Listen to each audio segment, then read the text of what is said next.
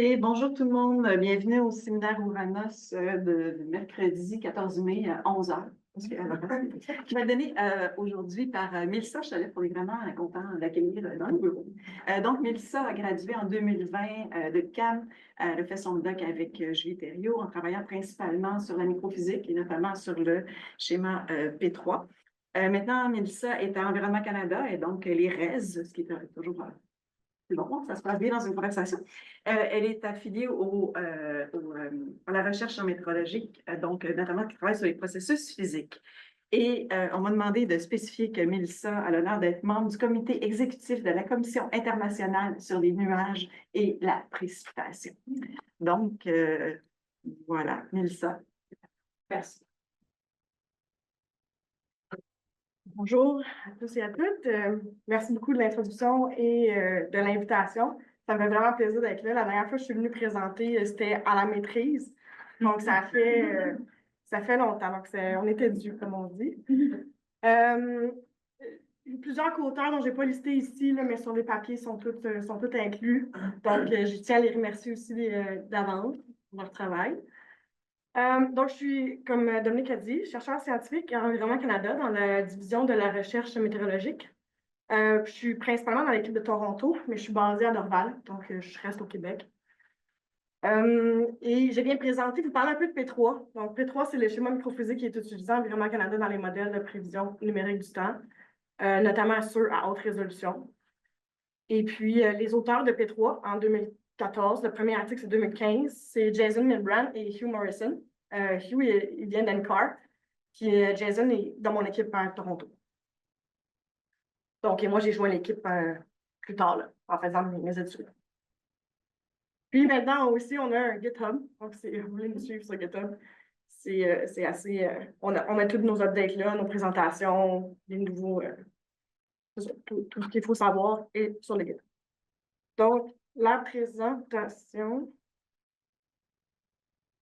va se dérouler comme suit. D'abord, je vais juste faire une introduction sur les motivations à étudier les processus de microphysique et les précipitations et les nuages. Ensuite, je vais parler un peu des modèles atmosphériques. J'ai oublié de dire que mes slides sont en anglais, mais je vais prendre aussi les questions en anglais s'il y en a, il n'y a pas de problème avec ça, mais je vais parler en français parce que je parle plus vite en français. Donc, voilà. Mais bon, les modèles atmosphériques, je pense que pour la plupart des gens ici, vous connaissez pas mal tous déjà cela. Ensuite, la plus grande partie de la présentation sur les points 2 et 3, donc une description de P3, les concepts associés à P3, les processus microphysiques, les variables historiques, où on s'en va, ainsi de suite. Et je vais donner quelques exemples de simulations de météorologie à fort impact, comme la grêle, la pluie verglaçante et tout ce que la microphysique vient faire pour améliorer nos simulations de ces types de précipitations. Et je vais conclure par ce que je fais en ce moment comme recherche et développement en Environnement Canada. Donc, d'abord, pourquoi c'est important la précipitation des nuages? Bien, ils sont des composantes importantes du cycle global de l'eau, comme vous le savez tous, du budget radiatif de la Terre, et aussi, ils modèrent le climat et la météorologie jour pour jour. Donc, tout ça ici, c'est des affaires que je pense que vous connaissez tous en tant que scientifiques de l'atmosphère. Mais plus encore, moi, mon champ d'intérêt, c'est sur les types de précipitations.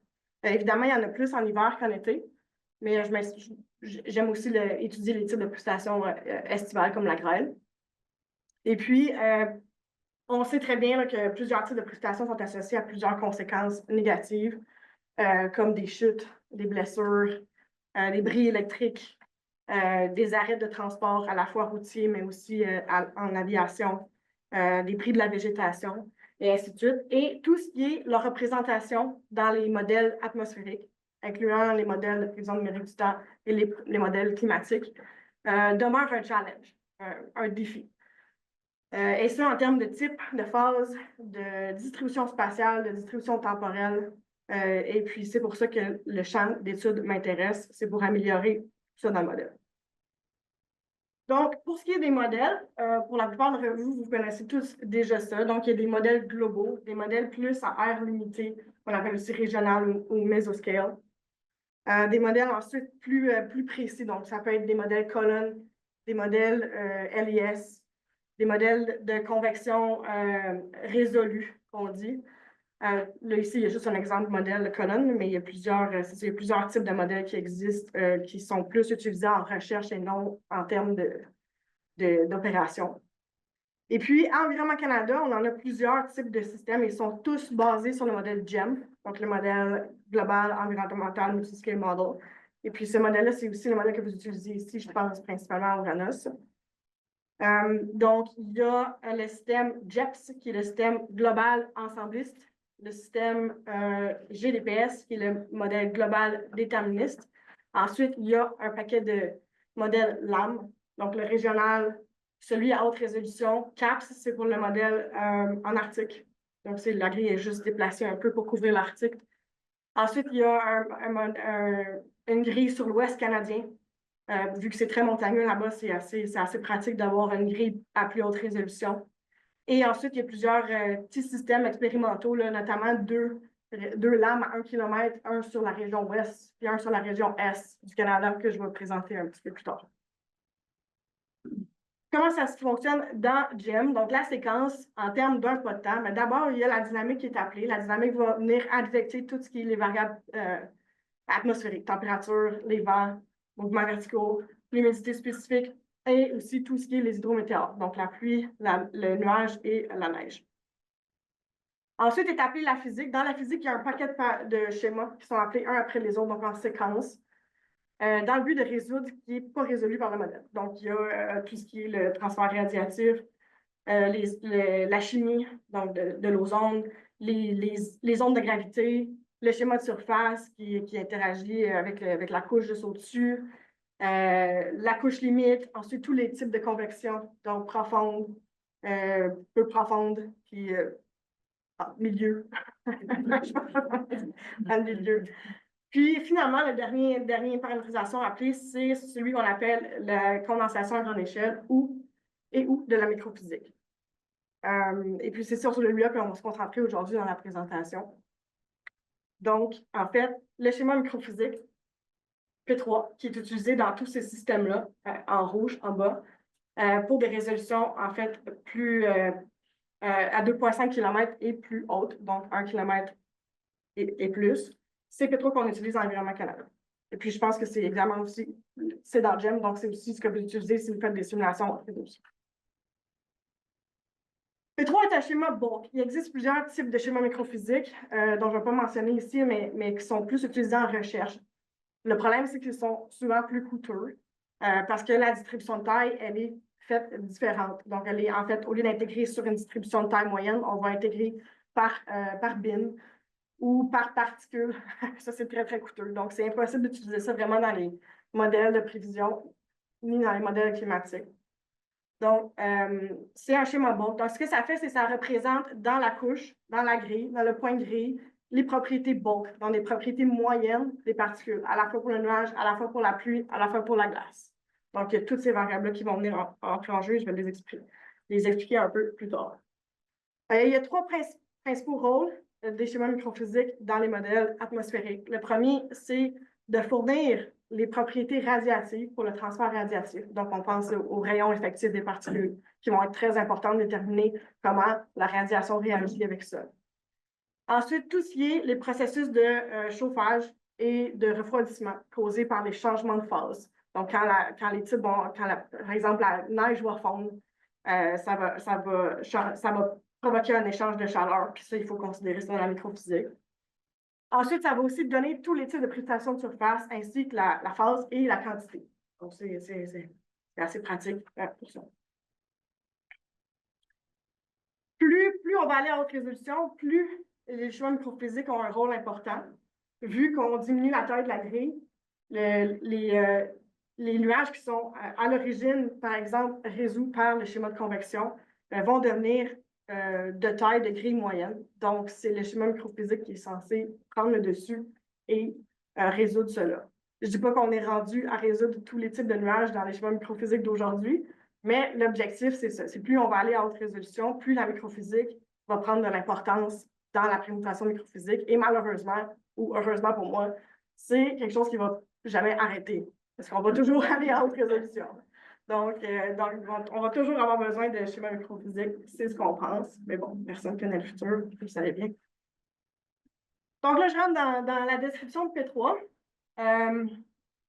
P3 est un peu différent de l'approche traditionnelle bulk des schémas microphysiques parce qu'au lieu d'utiliser des catégories prédéfinies de propriétés, donc des propriétés fixes, comme par exemple la glace de nuage, la neige roulée ou la grêle, il va en fait utiliser ce qu'on appelle une seule catégorie de glace qu'on peut avoir plusieurs fois, dans laquelle la glace va évoluer de façon continue. Il peut avoir toutes sortes de propriétés. Donc, les propriétés vont évoluer dans le temps et dans l'espace, ce qui est différent de l'approche traditionnelle où, par exemple, la neige a une densité de 500 kg par mètre cube. On sait que la neige peut avoir toutes sortes de densités. Donc, en ce terme-là, en termes de réalité, P3 est un peu mieux. L'approche de P3 est un peu mieux. Donc, la première version, la version originale en 2015, et 2 moments pour le nuage et la pluie. 2 moments, ça veut dire qu'il prédit et la masse et le nombre. Les masses ici, c'est les Q, le nombre, c'est les N. Et pour la glace, il va prédire 4 variables, donc il est aussi 2 moments. Donc, il va prédire la masse totale et le nombre total, mais également tout ce qui est la composante givrage. Donc, le volume de givrage qui est B et la masse de givrage. Ici, c'est représenté par la masse qui est en bleu dans les particules. Ensuite, la version 2 a décrit comment utiliser plusieurs catégories de glace. Donc, en fait, plusieurs catégories de glace, ce que ça va faire, c'est qu'on va pouvoir décrire différents types de glace dans le même point de grille. Donc, on peut avoir à la fois des petites glaces de nuages avec des flocons de neige dans le même point de grille si on utilise 2 catégories de glace. Donc, en fait, c'est ça. Le but, c'est, comme je viens de l'expliquer, c'est de ne pas utiliser l'approche traditionnelle et de laisser les propriétés de la glace, des particules de phase solide, d'évoluer comme ils veulent. Ensuite vient la première version de la fraction liquide. Je l'écris un petit parce qu'il y a d'autres choses après qui s'en viennent, mais bon, c'est là que je rentre en jeu. L'étude de mon doctorat, c'était ça. C'était d'ajouter une masse, qui est la masse d'eau dans la catégorie de glace totale, afin de permettre de représenter les particules en phase mixte. Donc ici, on a un peu un résumé. Je ne vais pas trop bouger à cause de la caméra. On va, c'est quoi qu'elle me suit, mais donc, en fait, la masse totale de la glace, c'est maintenant la masse liquide, plus la masse de givrage, plus la masse qui n'est pas givrée. Donc, la masse qui elle, a grossi par diffusion de vapeur. Et puis, avec ces masses-là, on peut déterminer plusieurs quantités, notamment la fraction de givrage, qui est décrite ici en bleu, ou la fraction liquide. Ensuite vient en 2020 la fraction nuageuse. Donc ça, c'est une composante assez intéressante lorsqu'on veut utiliser la microphysique dans des modèles à résolution plus grossière. Et puis là, on peut penser, comme par exemple, nous, Environnement Canada, on a des plans de l'utiliser dans le modèle global, à 10 km. Donc, ce que ça vient faire, c'est que ça vient fractionner le nuage, donc donner une fraction, comme c'est écrit ici dans les trucs en vert dans l'image. Et puis, ça fait en sorte qu'on calcule les processus microphysiques juste dans la partie nuageuse, là où c'est nécessaire. Et puis aussi, la fraction nuageuse, elle est vraiment bien importante quand la grille est très grande. Donc, on le voit ici, là, il faut que ce soit décrit, sinon, ce n'est pas pratique. Puis, par exemple, si on n'utilise pas cette composante-là, la fraction nuageuse va être 0 ou 1. Elle va être 0 s'il n'y a pas de nuage et 1 s'il y a un nuage. Mais on sait très bien que cette fraction-là varie dans le temps et dans l'espace. En fait, c'est ça. Donc, ça ne rajoute pas de variables pronostiques. C'est vraiment juste un diagnostic qui est fait pour faciliter son utilisation à des grilles plus grossières. Et finalement, les dernières versions incluent ce qu'on appelle le trou moment de la glace. Donc là, en fait, on est obligé d'adopter une 3e variable, le Z. Donc, le Z représente le 6 moments. Je sais que c'est compliqué, là, mais on appelle ça le trou moment de la glace, mais ça représente le 6e moment de la glace parce que chaque moment représente une intégration sur la distribution de taille. Et puis, on intègre le moment 0, le moment 3, donc nombre, masse, et le moment 6 qui lui représente les 3 moments, le Z. Voilà. Donc, ce que ça fait, ces 3 moments, c'est en fait, ça permet d'élargir la distribution de taille. Donc, ça permet d'inclure les plus grosses particules dans la distribution de taille, ce qui est très important pour la grêle. Parce que la grêle peut devenir très grosse. On le sait, elle prend dans le mouvement vertical, puis elle finit juste par grossir, puis à un moment donné, elle finit par tomber. Et donc, ça prend le 3 moments pour représenter la grêle. Et ça, je vais montrer un résultat un peu plus tard. Puis finalement, ben là, quand je suis arrivée en Environnement Canada, il y avait eu plusieurs développements depuis la première version de fraction liquide. Alors, il a fallu que je couple tout cela avec le 3 moments. Et donc, on a fait une autre version. On est rendu maintenant à la version 5. Voilà. OK, donc comment ça fonctionne un peu la microphysique? Ce qu'on fait, c'est, quand je vous ai dit tantôt que c'est un schéma bulk, c'est qu'on prend une distribution de taille qui ressemble à ceci, dans laquelle il peut y avoir jusqu'à 4 types de particules dans P3. Donc, évidemment, si la particule bulk n'est pas givrée, il n'y aura pas les deux dernières parties. Il va juste avoir la glace de nuages sphériques et les cristaux non givrés. Tandis que si on a une fraction de givrage qui est 0,5, bien là, dans ce cas-ci, il va y avoir dans la distribution de taille quelques particules qui sont complètement givrées, des particules qui ne sont pas givrées, des particules qui sont partiellement givrées à 0,5. Donc, et sa distribution de taille-là est donnée par une distribution gamma. Donc, c'est où N0 est l'intercepteur, lambda est la pente, et mu est le paramètre forme. Voilà. Et puis, en fait, un exemple ici très précis de comment on utilise la distribution de taille, c'est pour donner le nombre total. Donc, une des variables qui est pronostique, le NI, c'est l'intégration sur tous les diamètres de cette variable-là qui est le N de D, la distribution de taille.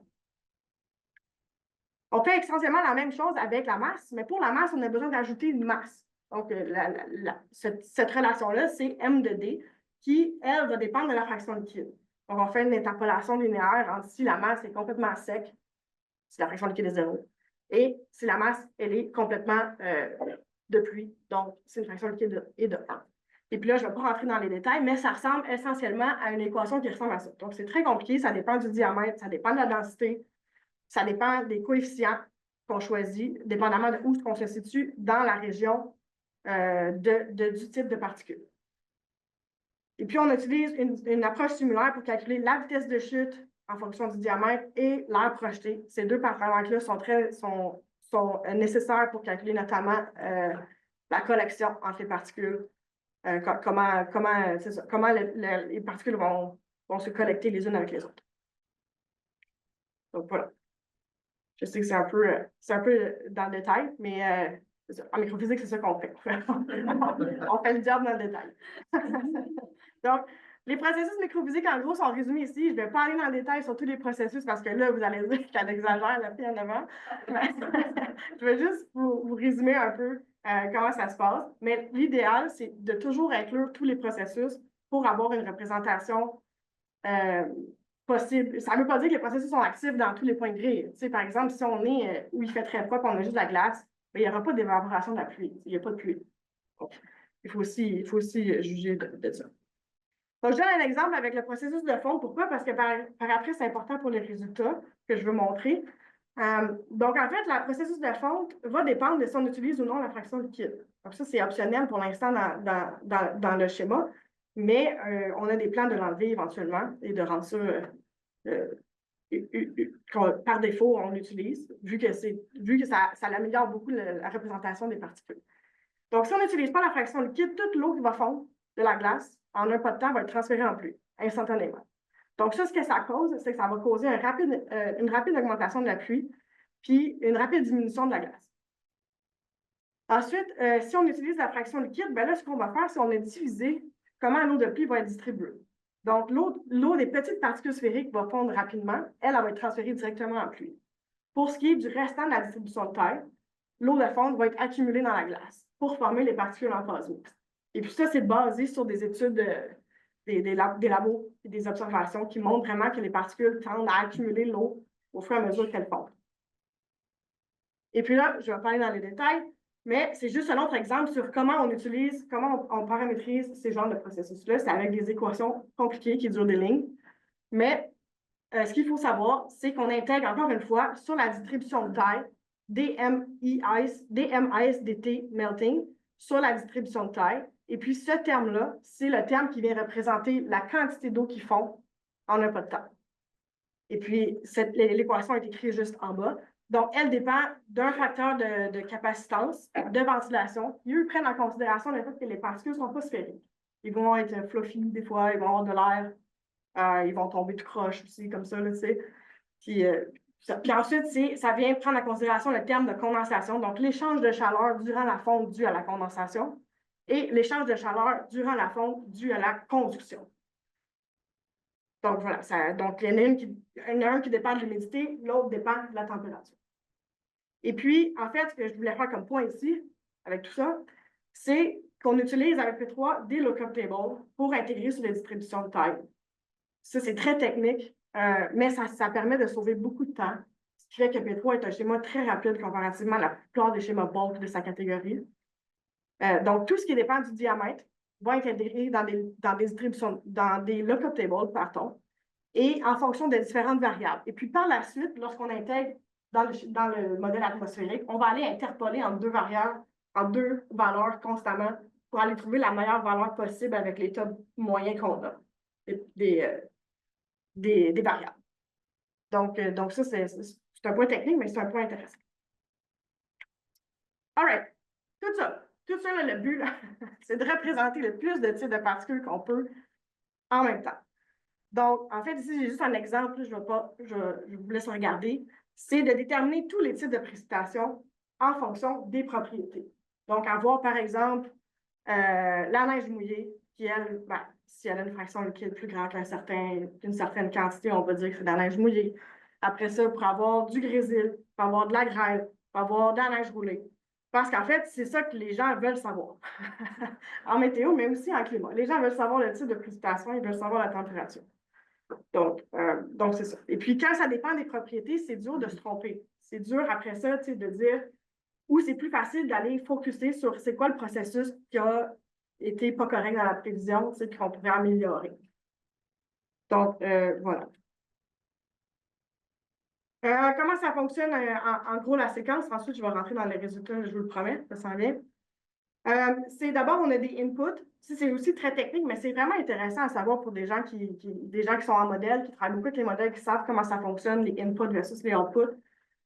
Donc, en fait, on donne en input température, l'humidité spécifique et tous les variables pronostiques du potent en avant.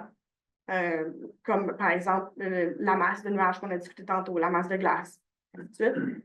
Et puis là, à travers P3, on va avoir une loupe sur un substepping qui, lui, dans le fond, n'est pas nécessaire si on est à des bas substepping. Il va être nécessaire juste si on prend un gros pot de temps, par exemple, plus qu'une minute. Et puis là, on va faire toutes les étapes qui sont ici. Donc, l'initialisation, calculer les processus, faire un check pour être sûr que les variables de masse ne sont pas négatives à la fin. On ne veut pas ça. Ensuite, on va updater les variables, on va sédimenter le tout. Toutes les variables sédimentent, donc ils peuvent tomber. Ensuite, on calcule le gel. On va aussi merger les catégories ensemble si nécessaire. Donc, si on utilise plus qu'une catégorie de glace. Et calculer les diagnostics tels que les types de précipitation et le rayon effectif pour la radiation.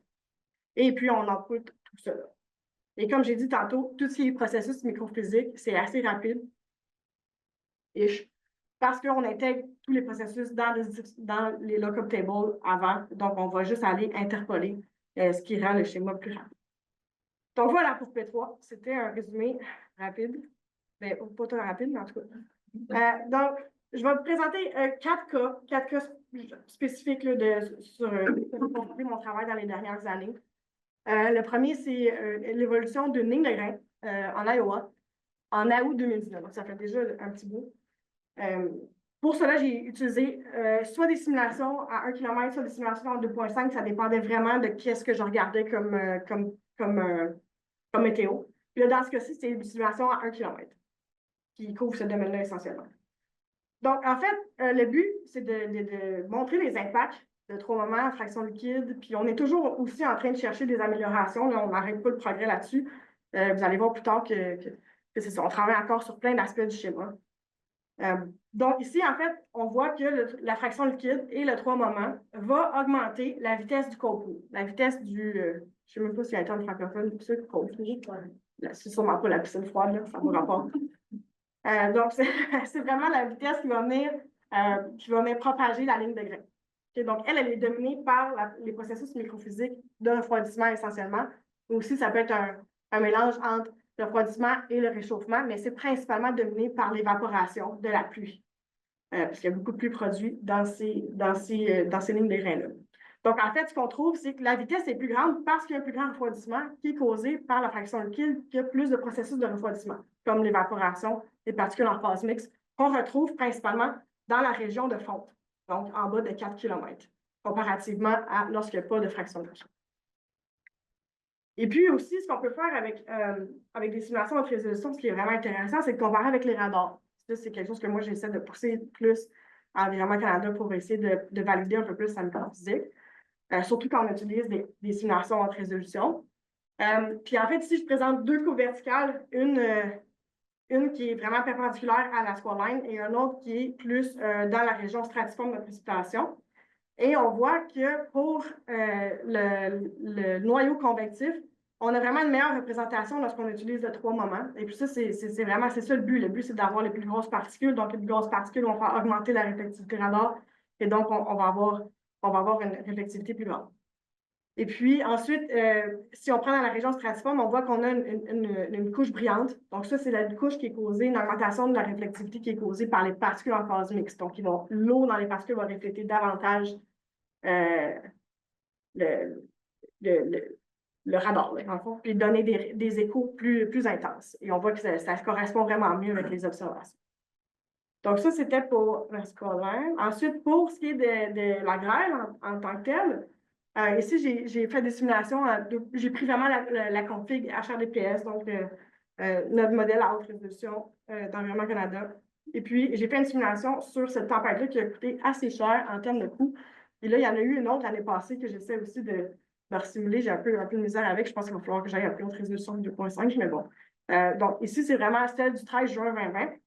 Et ce qui est le fun, c'est qu'on a des données qui sont dérivées du radar qui estiment la taille maximale de la grêle en fonction de l'évolution de la tempête. Donc ici, la tempête venait vraiment du sud et elle remontait comme ça, là, laissant 2 traînées de grêle proches de Calgary. Donc en fait, ce qu'on constate, c'est que lorsqu'on utilise le 3 moments, ici, on augmente un peu l'accumulation de la grêle. En fait, on ne le voit pas vraiment parce que c'est très petit, mais on voit quand même qu'il y a des traces de grêle qu'il n'y a pas du tout si on utilise le 2 moments. Donc ça, c'est superbe. Et on voit également on le voit aussi dans le signal de la taille maximale de les particules de grêle. Pour ce qui est lorsqu'on augmente le nombre de catégories de glace, ce qui, on pense, est très nécessaire pour la convection, pour avoir différents types de particules qui interagissent ensemble dans la convection. On voit très bien que là, on augmente vraiment encore notre forecast, notre prévision. Elle est vraiment mieux en termes à la fois d'accumulation et de taille maximale de la grêle. Et puis, malheureusement, pour la fraction liquide, ce que ça fait, c'est que ça réduit l'accumulation de grêle et la taille maximale. Bien, la taille maximale, elle, c'est ça, c'est plus compliqué que ça, mais bon, ça réduit un peu la taille des particules de grêle et ça, c'est consistant à travers toutes les études qu'on a faites jusqu'à maintenant avec la fraction liquide qui montrent que lorsque l'eau s'accumule dans la glace a tendance à diminuer de taille versus si on ne l'accumule pas. Si on ne l'accumule pas, la neige va juste rester hausse. Finir par tomber. Donc, on ne sait pas encore si c'est un résultat vraiment bon en termes de prévision ou non. Ça va prendre plus d'observations pour valider tout ça, mais on est en train de regarder ça. OK, maintenant pour l'hiver, rapidement, parce que là, oh non, oui, OK, j'ai encore un peu de temps. Pour l'hiver, rapidement, on a ici un événement de pluie verglaçante qui a eu lieu en février 2020, dans lequel la prévision avait complètement surestimé la pluie verglaçante explicite, donc celle qui est donnée par P3. Tandis que celle qui était donnée par Bourgoin ressemblait à celle-ci. Donc, on avait vraiment juste un petit peu dans le sud du domaine. On va pas le curseur, pardon. Juste dans le sud du domaine. Et puis, on voit quand on analyse les séries temporelles des types de précipitations, que c'était dans les régions où il y avait de la neige principalement observée et non du grésil. Donc, c'est vraiment même pas dans la région de transition de précipitation, c'est vraiment où il y a de la neige, ce qui pointait vraiment vers un problème d'eau surfondue, trop d'eau surfondue dans le schéma microphysique. Et puis ça, c'est quelque chose qu'on a confirmé plus tard aussi avec des séries de cas. Là, je vais arriver avec un résultat un petit peu plus tard. Donc, en fait, ce qu'on s'est rendu compte, c'est qu'il manquait un processus important. Et puis là, l'histoire est importante, mais bon, je vais y aller rapidement. Donc, le processus de formation secondaire de glace, qu'on dit CIP, qui, en fait, produit des petites glaces un peu partout, plus laissez-moi recommencer. Il produit de la glace dans des conditions différentes de celles qui viennent de la nucléation primaire de la glace. Et donc, ça va permettre souvent la formation de petites particules en plus de s'il y a déjà de la neige ou s'il y a déjà de la pluie. Et donc, ça va faire en sorte que ces petites particules-là vont collecter l'eau surfondue et former plus de neige. Former de la neige ou du grésil, dépendamment de laquelle région on se situe de la tempête. Et puis, en fait, c'est ce qu'on voit ici. Si on inclut le processus de formation secondaire, on diminue à la fois l'accumulation et à la fois là où la précipitation verglaçante s'accumule. Et puis, quand on utilise deux catégories de glace, c'est encore plus diminué la pluie verglaçante parce qu'il y a encore plus de neige produite. Et puis, si on confirme ça avec des cas, ici, j'avais des statistiques sur 40 cas d'hiver pendant l'été, je pense que c'est l'été 2020, je ne suis pas certaine. Oui, c'est 2020, c'est la même période. On voit que, ici, je présente c'est assez compliqué ces graphiques-là, mais je vais y aller rapidement. Le biais, le FBI, donc l'index, le biais en fréquence de la pluie verglaçante. En rouge, on a P3. En bleu, on a ce qui est donné par Beauvoir. Donc, ce qui est donné par un peu l'algorithme implicite de détermination de type de précipitation. Et puis, on voit que Beauvoir fait un excellent job là, quand on inclut en termes de fréquence de la pluie verglaçante. Donc, il est autour de 1. Un FBI de 1, c'est parfait. C'est ce qu'on veut.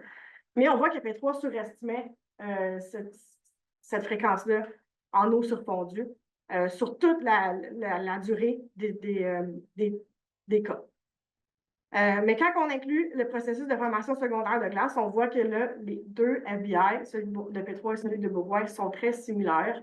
Et puis ça montre que ça améliore beaucoup la prévision de la pluie verglaçante et la séparation entre la pluie verglaçante et la neige, la pluie verglaçante et le grésil. Donc, en fait, ça ici, c'est ça. Ça a été publié dans cet article-là. Mais il y a aussi plein d'autres bénéfices à utiliser la formation secondaire de glace dans la microphysique. Et puis ça, c'est un sujet assez chaud là, en ce moment dans la littérature. Par exemple, Mathieu, un étudiant à l'UQAM, a montré que ça améliorait la distribution de taille du grésil. Ensuite, Shipping en Environnement Canada, lui, a montré que ça améliorait beaucoup la quantité de glace en altitude qui donnait vraiment des meilleurs résultats dans son cas d'étude de convection tropicale. Donc, voilà. Donc, c'est ça. Puis pourquoi ça n'avait pas été inclus au début, c'est en fait que quand on utilise juste une catégorie de glace, c'est très conceptuel, mais quand on utilise juste une catégorie de glace, on va avoir une particule moyenne. Généralement, ces particules-là vont être plus grosses que si on utilise deux catégories de glace. Deux catégories de glace, on va avoir généralement une particule correcte grosse et une autre particule plus petite. Donc en fait, si on inclut le processus de formation secondaire de glace à une catégorie de glace, ce qu'on va obtenir, c'est que ça va complètement tuer la convection. Ça va complètement tuer la convection parce que là, toute la glace qui est formée va venir tuer le mouvement vertical, va tomber rapidement et il n'y aura plus de convection. Donc, en fait, c'est ça. Puis c'est pour ça que ça n'avait pas été inclus dans le schéma au départ, parce que ça faisait pas le résultat attendu pour l'été. Mais pour l'hiver, on voit bien que c'est important. On l'a réactivé, tuné un peu, puis c'est ça. Donc, ça fonctionne. Voilà. Finalement, une des dernières études que j'ai faites, c'est de simuler des événements de neige mouillée. C'est vraiment intéressant. Si, en fait, j'avais eu accès à ces données-là durant mon doctorat, c'est cet article-là que j'aurais fait, pas sous mon doctorat. Mais donc, IcePop, c'est une campagne de terrain qui a eu lieu en Corée du Sud pour les Jeux olympiques d'hiver 2017-2018, dans lesquels ils ont vraiment un réseau de données étonnant. C'est très détaillé. Il y a des stations à tous les 10 km. Il y en a dans les montagnes. Ils ont des instruments qui mesurent la fraction d'ouvrage. Ils ont vraiment des instruments que nous, on n'a pas ici. On n'est pas rendu à développer. Peut-être que ça va venir éventuellement. Mais bon. Donc, en fait, ce que j'ai fait, c'est que j'ai simulé le 10K à 1 km, le domaine de 1 km qui est montré par le domaine en rouge ici en bas, avec une cascade utilisant GEM là, pour me rendre jusque-là. Et puis, il y a 5 stations très proches de la côte, qu'on voit ici dans le petit domaine en orange, dans lesquelles il y a des données de fractions liquides. Donc là, c'est vraiment cool. Là, ces données-là nous donnent la fraction liquide de la neige qui est en fait dérivée d'une combinaison d'instruments. Donc, c'est vraiment, ça a été publié dans le Chang et Hall 2024. Donc, moi, quand j'ai vu cet article-là, j'ai tout de suite écrit à l'auteur, j'ai dit, hey, je veux les donner, tu sais. Donc, il m'a donné les données, puis là, on est rendu dans le processus de révision de l'article. Donc, ici, je montre un peu c'est quoi j'ai obtenu comme résultat avec les simulations. Donc, on a l'accumulation de précipitations pour chacun des cas. Après ça, l'accumulation de neige mouillée. Donc, on voit que 6 cas sur 10 ont accumulé beaucoup de neige mouillée. Là, ça bouge. Fait qu'en regardez directement l'animation. Puis, on voit aussi à droite la différence entre le liquide et le solide. On voit que pour le liquide est complètement diminué et le solide est complètement augmenté dans les régions où il y a eu de la neige mouillée d'accumuler. Et donc, ça veut dire que la fraction liquide, quand on utilise la fraction liquide, ça change complètement la phase de la précipitation quand on est dans les conditions de neige mouillée. Ça nous donne plus de neige mouillée au lieu de la pluie. Et puis, en fait, c'est en analysant les propriétés de la fonte qu'on peut confirmer ça. Ici, je montre juste 2 cas, mais je montre essentiellement des distributions du pourcentage de précipitation qui est en phase solide, incluant la neige mouillée, en fonction de la température de surface. Donc, quand on est dans les conditions de neige mouillée, en température entre 0 et 4 degrés Celsius en surface. Et on voit que la distribution pour des températures entre 0 et 2 degrés Celsius est à peu près 100% de solide dans ces températures-là avec la fraction liquide. Donc, toute la neige ne fond presque pas. Tandis que quand on n'utilise pas la fraction liquide, toute la neige fond. Presque toute la neige fond. Et on le voit très bien autour de 100%, là, où la région aussi est entourée. Donc, voilà. Mais ce qui était encore plus intéressant dans cette étude-là, c'était de comparer avec les données de fraction liquide et les données de densité de la neige aussi. Donc, ici, c'est un graphique assez compliqué, mais en fait, ça montre, c'est des histogrammes normalisés. Donc, ça combine tous les cas, les 10 cas, toutes les données, toutes les simulations que j'ai faites. On combine ça dans une distribution comme celle-ci. Et on voit la fraction liquide sur l'axe des Y en fonction des 5 stations. Donc, les stations plus proches de la côte sont à droite et c'est celles-là qui ont eu plus de neige mouillée aussi, consistant avec les données. Et puis, les colonnes représentent, la première colonne, c'est les observations. La deuxième colonne, c'est les simulations avec fraction liquide. Et la troisième colonne, c'est les simulations sans fraction liquide. On voit bien que la troisième colonne ici, elle n'est pas disponible parce qu'il n'y a pas de fraction liquide sans fraction liquide. Pour la densité de la neige, lui, elle est 3 colonnes. Donc, en fait, ce qu'on constate, puis les points dans les colonnes, c'est les moyennes. Donc, on constate bien que pour la fraction liquide, ça va assez bien pour les stations proches de la côte, quoique la fraction liquide semble être un petit peu plus élevée. Mais comme première comparaison ever, je pense en termes de littérature, là, je trouve ça, j'ai été vraiment étonnée de l'excellence parce que c'est très proche. Et pour la neige, on voit qu'avec fraction liquide, la neige moyenne est vraiment augmentée, la densité de la neige est vraiment augmentée comparée à lorsque la fraction liquide n'est pas utilisée. Et puis ça, ben, c'est en conséquence, il y a plus de neige mouillée. Voilà. Donc, en conclusion, je ne vais pas résumer tout ce qu'on vient de voir, mais je vais vous laisser lire.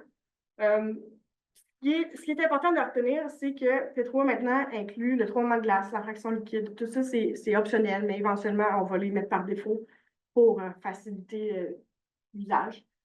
Et puis, il y a il est très flexible, très versatile, il est plutôt rapide et il peut être il peut être utilisé à plusieurs échelles. Donc, c'est vraiment un schéma qui est de plus en plus utilisé. Ici, on a la liste des modèles dans lesquels il est utilisé. Voilà, donc j'ai fini mon cerveau. OK. En fait, je vais juste conclure avec quelques développements. Donc, on est en train d'intégrer les aérosols dans tout ça parce que les aérosols sont à la base de la formation des particules. Puis en ce moment, c'est un nombre constant dans le temps et dans l'espace qu'on utilise. Donc, puis ici, on voit très bien que ça évolue dans le temps et dans l'espace. Donc, on est en train d'essayer de rendre ça pronostic et puis de modifier les processus. Il y a vraiment beaucoup d'impact sur les simulations. Donc, j'ai hâte de voir ce que ça va causer comme effet à plus long terme sur les prévisions, mais aussi sur les modèles climatiques. Je pense que pour les modèles climatiques, ça va être très important. Il y a aussi Hugh qui travaille sur combiner le nuage et la pluie en une catégorie. Donc, d'avoir une distribution bimodale pour plus de questions, je vous conseille de l'écrire à lui directement. Donc, ça, c'est pas terminé. On est en train de travailler là-dessus. Puis finalement, on projette aussi de représenter la glace avec un rapport d'axe, qui est très, très important pour la neige, pour le processus de croissance par diffusion de vapeur d'eau. Donc, ça, c'est vraiment assez planifié, là. On est juste dans la planification. Et finalement, ma dernière slide, c'est moi, ce que je fais ces temps-ci. Moi, je suis vraiment intéressée par comparer avec les données. Il n'y en a pas beaucoup des données microphysiques, mais il y en a de plus en plus. Puis, ils sont vraiment sous-utilisés. Pour être franche, là, j'ai accès à plusieurs campagnes de terrain, comme on le voit ici, là. J'ai utilisé plusieurs données. Puis, il y a plein de choses intéressantes qu'on peut faire avec ça qui vont nous aider à améliorer la microphysique et éventuellement les projections et le forecast. Donc, c'est ça. Je vais pas faire un trop résumé parce que je vais laisser le temps pour des questions, mais je vais laisser la slide ici. Puis aussi, ce qui est intéressant de mentionner, c'est que les campagnes de terrain, de plus en plus, incluent des vols d'avion. Donc, on a des données également en altitude. Et aussi, j'ai participé à un des vols d'avion, la photo qui était sur le... C'est assez rough pour le cœur, mais c'est super intéressant. Puis c'est vraiment de voir comment l'avion va suivre ce qu'on veut étudier. Comme, on va étudier les aérosols. Fait on était juste au-dessus du nuage. Après ça, on va aller étudier dans la région de précipitation de glace. Puis là, on va plus que les particules, on les voit temps réel, l'instrument. C'est vraiment intéressant. Puis je pense que c'est assez sous-utilisé en termes de validation de microphysique. Donc, c'est sur ça que je travaille. Donc voilà, merci de votre attention. Puis mon courriel était sur la slide. Si vous avez des questions, n'hésitez pas à m'écrire.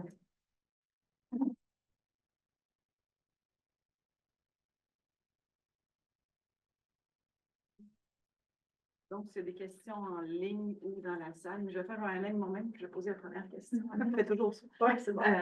Juste par rapport à la fabrication secondaire de la glace, tu disais que ça tuait la convection. Fait que là, vous l'avez activé, mais en hiver, mais je veux dire, En fait, ouais, puis en mode prévision, j'ai pas été bien claire. Non, ben non, mais peut-être que oui, puis moi, il n'y a pas parce que en mode prévision, est-ce que tu gardes la même configuration en mode hiver? Peut-être que c'est pas encore intégré en mode En fait, c'est ça. C'est qu'en prévision, notre configuration par défaut, pour l'instant, c'est 2 moments, pas de fraction liquide. Une catégorie de glace. Et puis, donc, à chaque fois qu'on fait des améliorations, on essaie d'améliorer aussi cette configuration-là, qui est celle la moins coûteuse. En termes de coût de calcul, c'est pas non plus énorme, parce que ça l'ajoute toutes les belles options, là. Mais on peut comprendre que quand tu veux un modèle, tu le veux le plus vite possible. Puis en ce moment, tout ça, ça n'inclut pas le processus de formation secondaire de glace. C'est vraiment un processus qui est nouvellement étudié. Même si on a des données qui datent quand même, qui montrent que c'était très important aussi avant. C'est de plus en plus étudié, de plus en plus, ça montre que c'est important. Après ça, il y a des débats sur lequel le processus de formation secondaire qui est plus important, qui est plus réaliste aussi, lequel qu'on voit dans la réalité, lequel qu'on est capable de simuler. Puis Alexis Korolev, qui est un chercheur senior dans mon équipe à Toronto, il a montré qu'il y a genre 5 processus de formation secondaire de glace. En ce moment, chez moi, on en inclut un. On en inclut un qui est en train d'être en débat, s'il existe ou non. Fait que, on est comme vraiment, on sait que c'est important, on essaie de l'améliorer, mais pour l'instant, c'est ça. C'est vraiment, c'est pas évident. Mais le plan, c'est de l'inclure pour le prochain, en opération. Okay. Oh oui, parce que c'est très important pour la fabrication, comme on a vu. OK. Donc, oui, le plan, c'est ça. Est-ce qu'il y a des questions dans la salle ou en ligne? Oh, Liliana. Oui. Ah, Liliana, tu peux y aller. Ben, merci beaucoup, Melissa, pour la présentation. C'est vraiment intéressant, comme toujours. J'adore tes présentations. J'avais une question par rapport aux aérosols. Tu as mentionné la dernière slide que le travail commence pour mieux représenter les aérosols. Mais ma question, c'était surtout comment ça se faisait, se fait maintenant, avant, parce qu'on sait que la nucléation de glace, ça se fait sur les aérosols. Donc, est-ce qu'il était représenté ou pas du tout? C'est ça ce que je ne comprends pas trop. Oui, en fait, en ce moment, ça dépend si on parle de la phase nuage. Le nuage va former avec des aérosols, mais pour l'instant, ce nombre-là, dans l'espace et dans le temps, est constant. Donc, ça va dépendre évidemment de tout ce qui est conditions atmosphériques, l'humidité, et ainsi de suite. Là, on ne forme pas nécessairement tout le temps partout où il y a des aérosols. Mais c'est ça. Puis, mais pour la phase solide, en ce moment, comment c'est fait dans le schéma microphysique, c'est une fonction de la température, simplement. Donc, on n'utilise même pas cette variable-là du nombre d'aérosols, parce qu'on ne l'a pas, premièrement, elle n'est pas inclue. Fait que dans le fond, l'objectif en incluant les aérosols, c'est de fournir à partir de climatologie, des profils moyens qui, lui, varient dans le temps et dans l'espace. On donne ça en entrée. Puis après ça, on laisse la microphysique dealer avec le processus de nullification, qui, lui, va dépendre si tu utilises des water-friendly aérosols ou des ice-friendly aérosols. Et donc, il va falloir modifier le processus de nucléation de la glace. C'est ça, ça dépend beaucoup de type d'aérosol pour la nucléation de glace puis la condensation, par exemple. Tout à fait. Pour l'instant, on va essayer de garder ça assez simple avec une climatologie qui regroupe je pense que c'est 4 types de particules d'aérosol, puis juste de donner un aérosol moyen en nombre. Puis pour l'instant, on va essayer de garder ça comme ça parce que c'est effectivement plus complexe que ça. Mhm. Une petite deuxième question, si tu me permets. C'est la distribution gamma qui est donnée au début avec 2 paramètres. Est-ce que c'est comme ça dans tous les schémas de surface ou ça peut varier? Et comment cette distribution prédéterminée, prescrit, disons, mais les paramètres, j'imagine que ça s'estime, comment ça influence? Si tu peux me donner une idée, j'ai aucune idée. Je peux revenir à la scène. En fait, tous les schémas microphysiques bulk utilisent une distribution de taille. Après ça, la shape de la distribution de taille, ce qu'on utilise comme distribution varie d'un schéma à l'autre, mais principalement, c'est des gammas. Dans P3, c'est une gamma. Et puis, elle inclut 3 paramètres. Dans le 2 moments, il y en a juste un qui est libre. Puis dans le 3 moments, mais il y en a 2 qui sont libres. Donc, le paramètre shape et pente peuvent être libres d'évoluer. Après ça, tout ce qui est intégration sur la distribution de taille se fait dans les lookup tables. Donc, ce n'est pas un output principal de la microphysique, mais c'est facilement calculable. On peut facilement aller le calculer à partir connaissant la distribution de taille. Donc, comment ça fonctionne dans la lookup table? C'est qu'on va calculer les paramètres de la distribution de taille d'abord. Et puis ça, c'est résolu par itération, s'assurer que l'erreur entre le mixing ratio, le rapport de mélange et le rapport de mélange estimé est petit. Et puis après ça, on sort les distributions de taille pour ensuite intégrer tous les processus dessus. Donc, tous les paramètres de distribution de taille, N0, mu et lambda sont calculés dans la lookup table. Mais je pense que c'est très important pour la taille de grêle, par exemple. Tout à fait, exactement, tout à fait. C'est ce que le 3 moments a fait. Le 3 moments va venir varier le paramètre shape. Donc, au lieu d'avoir une shape qui est plus petite, elle va vraiment s'étendre un peu plus, permettre d'aller vers les grosses particules davantage. Donc, oui, tout à fait, c'est très important. Super, ben, merci beaucoup. Excellent. Merci. Est-ce qu'il y a des questions à l'interne? Sinon, ben, il y a Alain qui a mis un commentaire comme quoi c'est une très bonne présentation, surtout pour ceux qui aiment le monde du très petit. Merci, Alain. J'avoue qu'il y avait beaucoup de détails dans mes slides. Je suis désolée. Est-ce qu'il y a des questions à l'interne? J'en avais juste une sur les lookup tables, là. Alors, quand tu pars de la simulation, ta lookup table, elle se fait à ce moment-là ou elle est déjà faite à l'avance? Elle est déjà faite et c'est en fonction de plusieurs valeurs de certaines variables pronostiques. Et donc, avec les variables pronostiques calculées dans le schéma bas, on va aller interpoler tout le temps entre 2 valeurs de la lookup table. Fait que c'est vraiment, des fois, ça peut être très grand, le lookup table, mais c'est pas grave parce que quand on intègre, après ça, la simulation, il va juste aller lire 2 lignes. Donc, c'est ça l'objectif. Mais c'est vraiment en fonction des variables pronostiques. Donc, la masse, la fraction du village, la fraction liquide. C'est dans le fond, c'est un milliard qu'on calcule. Puis, dans le fond, as-tu une idée? Mettons, si tu prends 3 moments de ta fraction liquide, de coûts supplémentaires dans le calcul? Oui, bonne question. C'est une question qu'on me pose fréquemment. J'ai une bonne idée pour ce qui est en termes du HRDPS, le modèle à haute résolution, parce que c'est celui qui utilise P3, donc c'est celui que j'ai testé. Mais ça a été aussi testé par d'autres qui utilisent d'autres modèles qui utilisent P3. En termes du HRDPS, pour la fraction liquide, c'est dans le bruit. C'est vraiment juste le bruit d'affecter une variable de plus. Donc, c'est autour d'1%, 2%. Puis pour le 3 moments, c'est un peu plus lourd. Donc, on est en ce moment entre 8 et 12% de plus. Sauf, ça c'est avec fraction liquide aussi, là. Sauf qu'on travaille là-dessus et on sait où on l'optimiser. D'ailleurs, on a déjà optimisé de 4%. Là. On est passé de 12 à 8 récemment. On est en train de faire ça parce que c'est important pour pour la prévision, puis nous, on veut vraiment pousser pour la prévision de la grêle. Donc, on est en train d'optimiser tout ça, puis on sait où optimiser. Là, généralement, on développe le code, on s'assure que c'est beau, puis que ça donne des bons résultats, puis après ça, on optimise. J'imagine que cette évolution-là, c'est dans le sub-stepping à faire. Dans le champ DPS, c'est 2.5. Non, il n'y a pas de substepping dans la chambre DPS. C'est dès qu'on dépasse un pas de temps de 1 minute. En fait, je te dis ça, mais il y a du substepping dans la sédimentation, là, qui lui s'assure qu'on ne dépasse pas le nombre de courants. En termes de tout le pas de temps microphysique, dans la chambre DPS, c'est 1 minute. Et le sub-stepping, il marche comment? Mettons, tu le mets sur 5 minutes, c'est une division par. C'est toi qui choisis ton sous-pas de temps microphysique. Là, je pense qu'il s'était à 1 minute, justement, si jamais on utilise plus grand qu'1 minute. Donc, par exemple, si tu as 5 minutes, il va faire 5 fois la loupe sur le processus microphysique. Ouais. Ça peut devenir coûteux. Mais l'avantage de GEM, c'est qu'il utilise des gros pas de temps, des gros pas de temps. Après ça, pour la microphysique, c'est dangereux d'utiliser des pas de temps de plus que 5 minutes. Je pense. Ça risque d'être instable. Ça n'a pas été développé pour ça, du moins. Après ça, on est en train de travailler là-dessus, avec la pression nuageuse et tout. Là. Mais c'est ça. Ben, merci beaucoup. Merci à tous. Puis,